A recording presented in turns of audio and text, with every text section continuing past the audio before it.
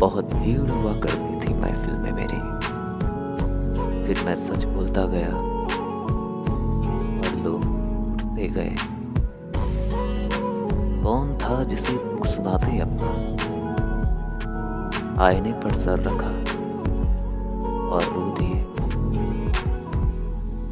चेहरा देखकर ही इंसान को पहचानने की कला थी मुझ में। तकलीफ तो तब हुई जब इंसानों के पास चेहरे बहुत थे। खिलाफ कितने हैं ये मुद्दा नहीं, साथ कितने हैं ये जरूरी है।